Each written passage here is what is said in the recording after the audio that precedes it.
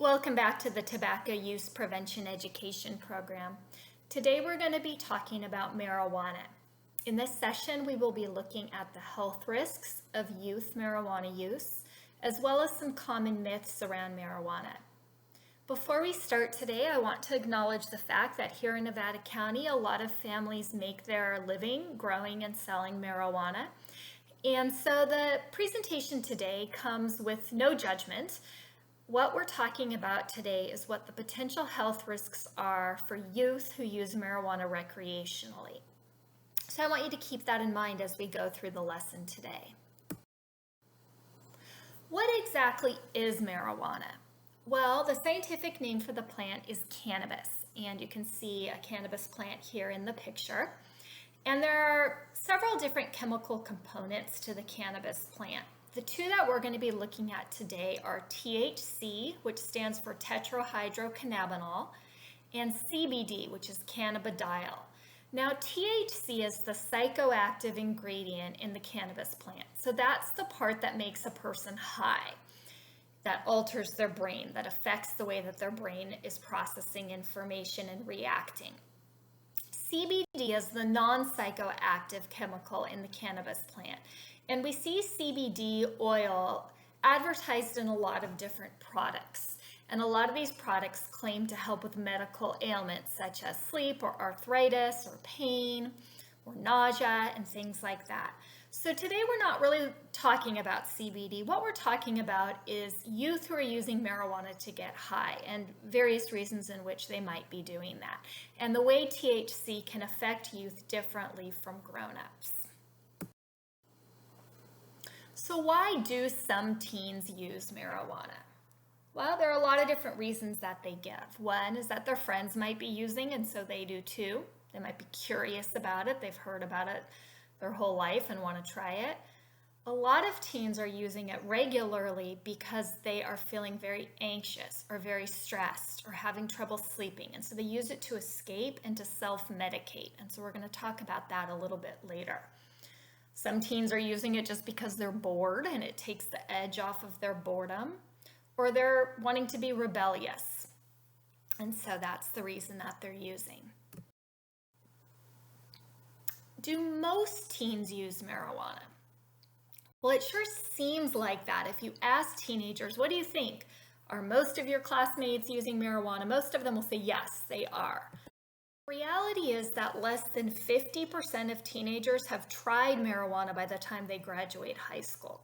So that means that more than half have never even tried it by the time they graduate. So why does it seem like most teens are using marijuana when actually that's not the case? A big part of that has to do with what I call marijuana culture. And that is the normalization of marijuana. So we see it shown oftentimes in sort of a positive, trendy, cool light in clothes, in music videos, on products. If I'm working with a group of students and I talk about smoking and the health risks of smoking, most young people agree that smoking is unhealthy, and oftentimes I'll hear, oh, it's gross, like I don't want to smoke. But if you talk about marijuana, usually I'll see some high fives happening, some eyebrows raised, some nodding. So there's a very different image and idea around someone who uses marijuana. But we're going to look at that because, as you will see today, there actually are some pretty serious health risks that come with young people using marijuana. So there are three main ways that marijuana is consumed. First is that it can be smoked. It can be rolled into a joint, it can be put into a bong, and the user inhales the smoke. They usually hold it for a little bit so that THC chemical can really get into their body, and it enters into their bloodstream through their lungs. It can also be eaten. We call this eating edibles. Edibles can come in a variety of forms, and oftentimes their packaging is very appealing to young people. What's worrisome about edibles is that they are very potent. The amount of THC that's in an edible tends to be a lot stronger and a lot more than in smoked version of marijuana. There have been numerous cases just here locally where young people have eaten edibles at school and then had such a strong reaction to the THC that they actually end up being rushed to the hospital. And part of that has to do with serving sizes. So, for example, these gummy bears here, one gummy bear might be 5 servings of the edible, but most people who are going to be using these will probably eat 5, 10, 15 gummy bears in a row. The problem is that edibles have a delayed response. So when somebody eats an edible, it can take up to an hour before they feel the effect of that. So it is very easy to consume way too much THC, and there's nothing that can be done to reverse the effects. Since it enters through the stomach, there's nothing anybody can do to counter that. They just have to ride out the high of that, and it can be really scary for people when they have had that much THC. Then it can also be vaped, and it's typically vaped in what we call a concentrate form. So the THC oil is removed from the cannabis plant in a lab, and these are some different versions of it, and it's put into a vape device and smoked that way. This is another way in which people can become too high too fast, because the THC, when it's vaped, goes straight to the brain and makes somebody very high very quickly. And again, there's nothing in this situation either that can be done to reverse those effects, and so it can be really scary for people. Something else that's important to recognize is that marijuana does not affect grown-ups and young people the same way. So you may be aware now that marijuana is now legal for people 21 and over. It is not legal for youth, however, and there's a reason for that. And one of the main reasons is that it does affect you differently than an adult, and it has to do with that developing brain. So let's look at some common myths about marijuana. This one I hear a lot. It helps with anxiety.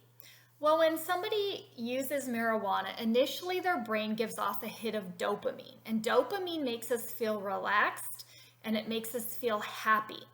The problem is, once that little hit of dopamine wears off, it actually increases the amount of anxiety somebody is experiencing. And so they'll need to take another hit just to get back to the level of anxiety they were feeling before they ever used it in the first place. So it can be sort of this vicious cycle where it feels like it's helping with anxiety, but it's actually aggravating someone's anxiety and making it stronger. We also hear a lot that it helps with sleep. This may be true in the short term, but over time, using marijuana regularly actually disrupts sleep cycles and can make it harder to get solid sleep and restful sleep. Oftentimes, young people will say that it makes them a better driver. Well, this is definitely a myth. Any amount of marijuana in someone's body while they are driving is against the law, and that is because it does affect a person's reaction times, their fine motor skills, and they can very easily get into a car accident or do something unsafe. So this is a perception from the person who's high. They feel like they're a better driver, but in reality they are not. I also hear a lot that it's not addictive, and this is also not true. So back in the 60s and 70s, when marijuana first sort of started becoming a common drug that people would use, the amount of THC, that psychoactive ingredient, was pretty low. It was about 2 or 3% in a serving or in a joint that someone was smoking. Now, there are products on the market, some edibles and some concentrates, that could be 80% THC. So it is very strong, and because of that, it now is considered an addictive substance. It also affects brain development in users under 25, so that if they're using marijuana, just like with nicotine, it can prime their brain to become addicted, not only to marijuana, but also to other substances. We also hear a lot that since it's natural, there's no health risks.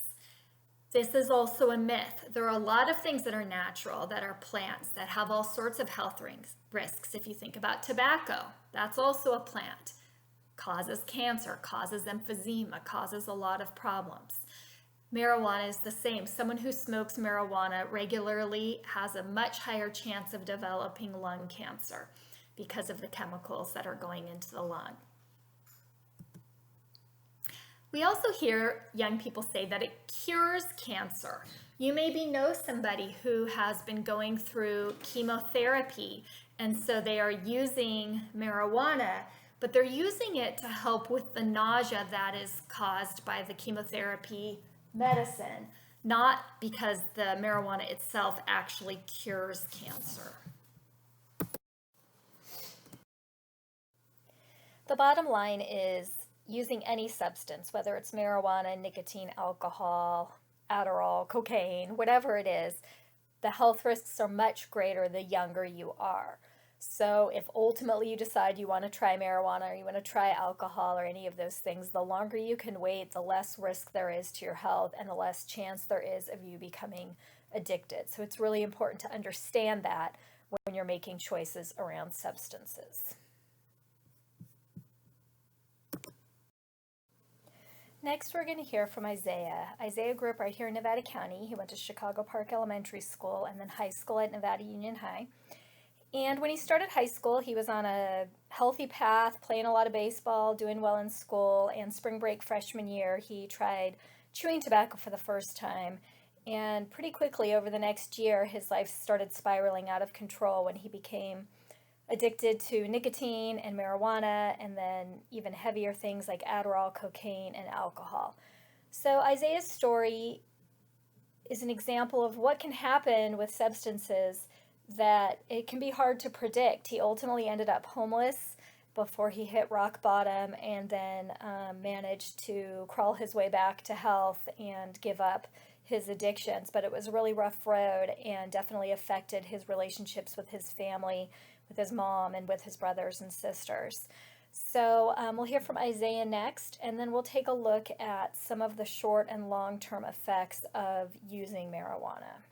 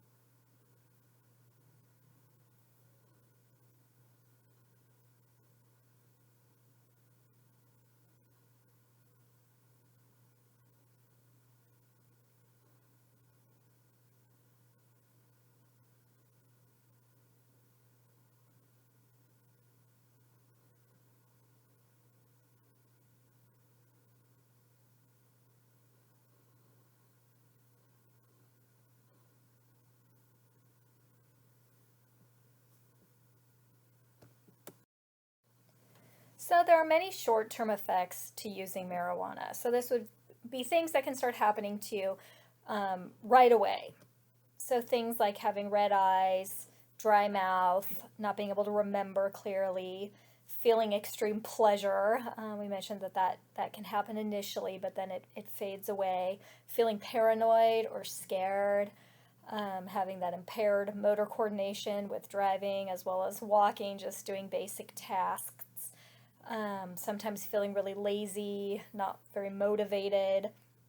Oftentimes this can affect how somebody can focus at school or getting their homework done. All of a sudden they maybe just don't care about that and let that go. So these are things that can happen in the short term. In the long term, there's some pretty serious things that can happen. So up until the age of 25, when your brain is still developing, using marijuana regularly can actually permanently lower someone's IQ. The brain is still creating synapses and growing and developing, and marijuana can stunt some of that and really affect the way that somebody can think. It also has been shown to have a clear link between people who are dependent on marijuana and the risk of getting a mood or anxiety disorder. So, I've mentioned that sometimes people say they use marijuana to help with anxiety, but it actually increases their chances of having a serious mood or anxiety disorder. So the blue columns there are people who have things like depression, anxiety, manias, phobias, and the green column would be the general population. So it's a pretty significant increase in risk if somebody is using marijuana regularly. And then 1 in 6 teens using marijuana actually become addicted to it. So 1 in 10 for adults, 1 in 6 for adolescents. So really almost double your chances there of becoming addicted to it. And this also increases the chances of becoming addicted to another substance as well. So what are some healthy ways that people can handle their stress? Because marijuana comes with a lot of risks that make it not a healthy way to manage stress and anxiety. So one is to find a creative outlet, whether that's playing music, painting, drawing, writing, something that gets your creative mind working can really help lower your stress. Exercise is another one that is very effective at lowering anxiety, lowering depression, and making you feel better. In fact, your brain releases dopamine and endorphins, which make you feel happy and good every time you exercise. Making sure you have people you can lean on when you're feeling stressed, anxious, worried, depressed makes a big difference. And especially right now, being home with the COVID-19 situation, it's really important to make sure you're reaching out to the people that can support you. And then also asking for help if you need it. There is no shame in that. If you feel like you're already using marijuana too much or nicotine too much, reach out for help. It is there. In fact, here are some resources that you can use if you feel like you could use some help with this. So there's a national helpline number that you can call. It's anonymous. And they can provide you with some help. Also locally here in Nevada County, we have Granite Wellness Centers, and they have programs specifically for youth. So their number is there as well. And then if it's related to vaping marijuana or nicotine, there's a free quit line that you can call, and they can provide you free counseling and support with quitting that. So don't feel ever like you're alone. If you feel like you can't go to your parents or you don't have an adult that you feel could help you with this, there are other options for you out there. Now you're going to go to kahoot.it and take this quiz, Marijuana, Myths versus Facts. When you get to the website, please enter code 06068103. You might want to pause this video and write down the code.